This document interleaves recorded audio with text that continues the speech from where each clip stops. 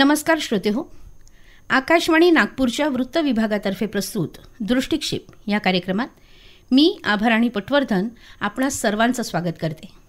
Doctor Babasaheb आंबेडकरांनी 14 October 1956 रोजी आपल्या लाखो अनुयायांसोबत नागपूरच्या पवित्र दीक्षाभूमी इथं जगाला शांतीचा संदेश देणाऱ्या बौद्ध धम्माची दीक्षा घेतली होती. तो दिवस धम्मचक्र प्रवर्तन दिन म्हणून ओळखला जातो. आज या ऐतिहासिक घटनेला 67 वर्ष पूर्ण होत आहेत. या निमित्ताने बुद्ध धम्माची प्रासंगिकता आणि धम्मचक्र प्रवर्तन दिनाचं महत्त्व या विषयावर आपल्याशी हितगुज साधण्यासाठी आले आहेत राष्ट्रसंत तुकडोजी महाराज नागपूर विद्यापीठाच्या डॉक्टर बाबासाहेब आंबेडकर अध्यासन केंद्राचे विभाग प्रमुख डॉक्टर अविनाश फुलझेले. नमस्कार सर. नमस्कार. आपलं आमच्या दृष्टिक्षेप या कार्यक्रमात हार्दिक स्वागत आहे. धन्यवाद मॅडम. सर, डॉक्टर बाबासाहेब आंबेडकरांनी या ऐतिहासिक धम्मचक्र प्रवर्तन दिनासाठी 14 ऑक्टोबर 1956 रोजी नागपूर हीच भूमिका निवडली आणि यामागचं महत्त्व काय आहे? नमस्कार श्रोते हो. डॉक्टर बाबासाहेब आंबेडकरांनी 14 ऑक्टोबर 1956 रोजी नागपूर इथे आपल्या विशाल अशा अनुयायासोबत बौद्ध धम्माची दीक्षा घेतली आणि दीक्षा समारंभ पार पाडल्यानंतर त्यांनी या नागपूरमध्ये का बरं दीक्षा घेतली याचं विश्लेषणसुद्धा आपल्या भाषणामध्ये केलेलं आहे. कारण की बाबासाहेबांना अशा अनेक प्रश्न आले होते की नागपूरच का निवडलं. तेव्हा त्यांनी नागपुराचं ऐतिहासिक महत्त्व सगळ्या लोकांसमोर उलगडून टाकलं होतं.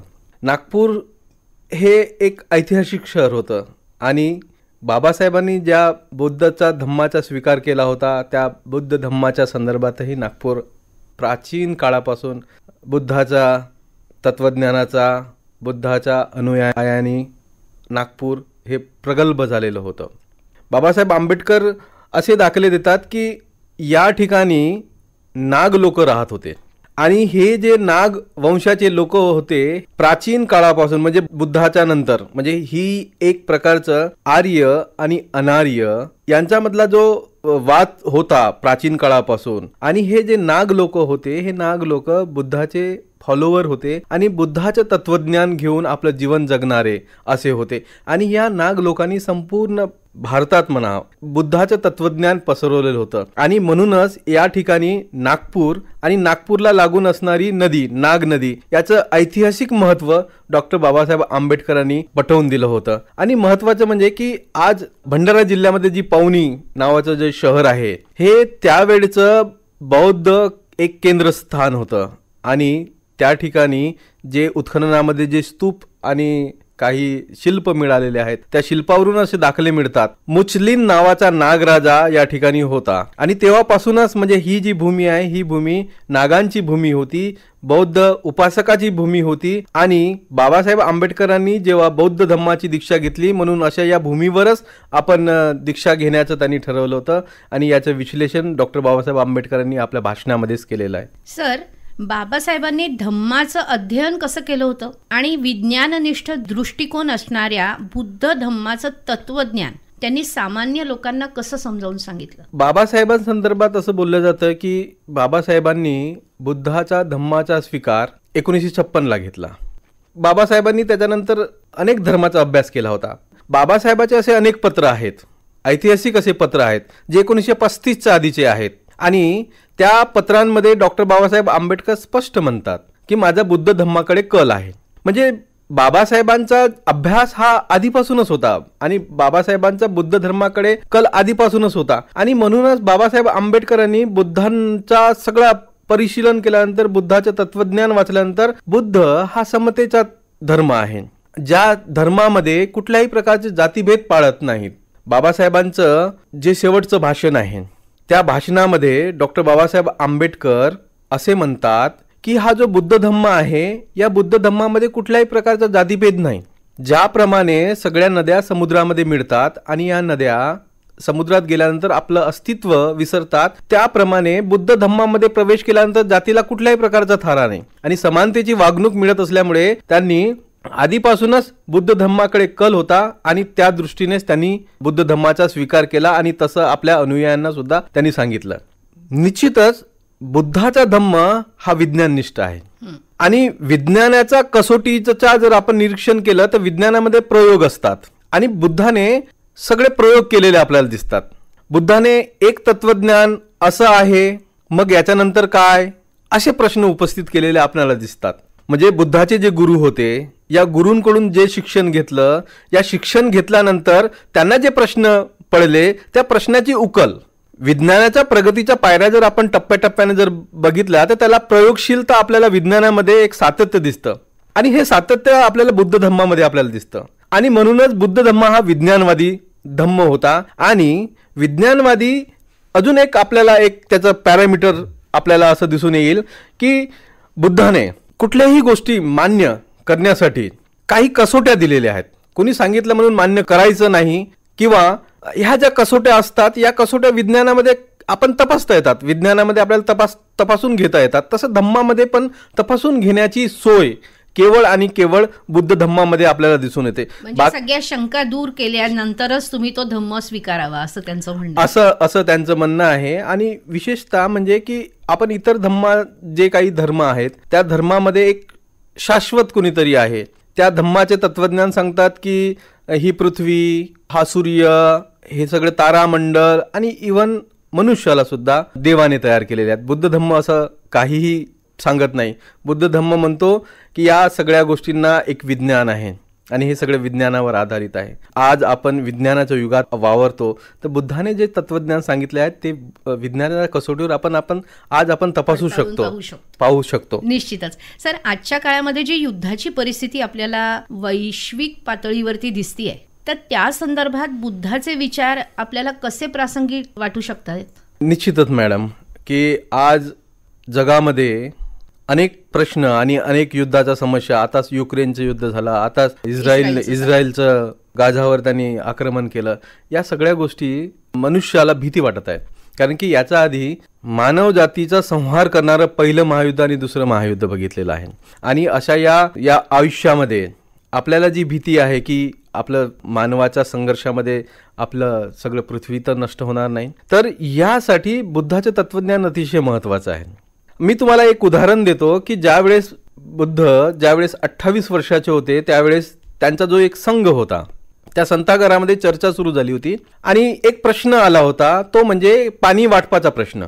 त्यांच्या शेजारी असणारं कोलिया राज्य, याच्यामधून एक रोहिणी नदी वाहत होती आणि या जी रोहिणी नदीच्या पाण्यावरून संघर्ष निर्माण झाला होता. ते शेतीसाठी तो पाणी वापरलं जात होतं. तर नेहमी यांचा संघर्ष होत असा आणि हा संघर्ष एवढा विकोपाला गेला की शेवटी यांच्या संथागारामध्ये हा प्रश्न चर्चेला आला आणि सेनापतीने हा प्रश्न त्यांच्या संथागारामध्ये मांडला आणि युद्धाची भूमिका त्या ठिकाणी मांडली. त्यावेळेस बुद्धांनी युद्धाला सरळ नकार दिला आणि स्पष्ट सांगितलं की युद्ध हे अंतिम सत्य नाही. जर तुम्ही कुणाला जिंकले तर तुम्हाला कोणी जिंकणार आहे ना, जर तुम्ही कोणाला मारलं तर तुम्हालाही मारणारा कोणीतरी तयार होणार. त्याच्यामुळे ही चैन नेहमी सुरू असणार आहे. म्हणून शांतीने हा प्रश्न सोडवावा आणि पंचमंडळ आपण स्थापन करू आणि हा प्रश्न निर्णयात काढू, अशी भूमिका घेतली होती. आणि या भूमिकेमुळे शेवटी बुद्धांना गृहत्याग करावा लागला होता. म्हणजे बुद्धांनी शांतीसाठीच गृहत्याग केला होता आणि शांतीचेच तत्वज्ञान त्यांनी सांगितलेले होते. आणि बाबासाहेबांनी सुद्धा ज्यावेळेस काठमांडू इथे जागतिक परिषद झाली होती त्यावेळेस सुद्धा आम्हाला अणुबॉम्ब नको, आम्हाला बुद्ध हवा आणि बुद्धच खरं आपल्या सगळ्या या तत्वज्ञानाला सांगेल. आणि आजच्या या काळामध्ये बुद्ध धम्माची प्रासंगिकता काय आहे याचा जर आपण विचार करतो म्हटलं तर आपल्याला असं लक्षात येईल की आज मानवी मूल्य लोप पावत चाललेले आहेत. जे धर्मनिरपेक्ष तत्व आहे ते नष्ट होत आहे आणि वैज्ञानिक दृष्टिकोन जो आहे हा वैज्ञानिक दृष्टिकोन संपत चाललेला आहे. तेव्हा अशा या काळामध्ये केवळ आणि केवळ बुद्धाचं तत्वज्ञान आपल्याला मानवी मूल्याची उभारणी करण्यासाठी, कारण की बुद्ध आणि बुद्धाचं तत्वज्ञान हे मानवासोबत निगडीत आहे. मानवाचा विचार करतो, मानवाच्या प्रत्येक भावनेचा विचार करतो आणि एका माणसाला दुसऱ्या माणसाला जोडतो. इथे समानतेची बीजे पेरली जातात. बुद्धाने स्त्री आणि पुरुष समानता स्वीकारलेली आहे, म्हणजे जातीभेद पाळला नाही आहे आणि सगळ्या या मानवाच्या कल्याणासाठी त्यांनी आपला हा धम्म दिलेला आहे. निश्चितच बुद्धाने दुःख सांगितले आहे आणि त्या दुःखावर वैज्ञानिक दृष्ट्या असा उपाय सांगितलेला आहे आणि धर्मनिरपेक्ष तत्वज्ञानाचा नेहमी पुरस्कार केलेला आहे. आणि विज्ञानाच्या दृष्टीवर आपण सगळे बुद्धाचे तत्वज्ञान कसोटीने पाहणी करू शकतो. म्हणून आज खऱ्या अर्थानं जगाला बुद्ध तत्वज्ञानाचा आणि बुद्ध वचनाचा अभ्यास करण्याचं आज नितांत आवश्यकता आहे असं मला वाटतं. सर, धम्मचक्र प्रवर्तन दिन हा जो आहे याचं महत्त्व जर समजून घ्यायचं असेल तर सामान्य लोकांनी नागपुरातल्या अशा कोणकोणत्या ठिकाणी भेट द्यावी असं तुम्ही सांगाल? धम्मचक्र प्रवर्तन यामध्ये चक्क हा शब्द खूप महत्वाचा आहे. चक्क म्हणजे चाक. आधी लाकडाचं चाक होतं, हे चलित स्वरूप आहे. मग लोखंडाचं चाक आलं, म्हणजे हे भार सहन करून घेऊन जाणारं आहे. म्हणजे एकंदरीत मानवी मूल्य घेऊन चालणारं आणि मानवाला गतिमान करणारं असं हे धम्मचक्र प्रवर्तन आहे. आणि आपण एकंदरीत जर पाहिलं तर डॉक्टर बाबासाहेब आंबेडकरांनी 14 ऑक्टोबर 1956 मध्ये नागपूरला जी दीक्षा घेतली, ती जी तारीख आहे त्या तारखेलाच महत्व आहे. कारण की डॉक्टर बाबासाहेब आंबेडकरांनी अशोक विजयादशमी किंवा सीमा उल्लंघनाच्या दिवशी मी बौद्ध धर्मामध्ये प्रवेश करेल असं सांगितलं होतं. आणि विशेष एक महत्वाची एक गोष्ट सांगतो की त्या दिवशी डॉक्टर बाबासाहेब आंबेडकरांच्या जे पिता आहेत यांचं पुण्यतिथी होतं.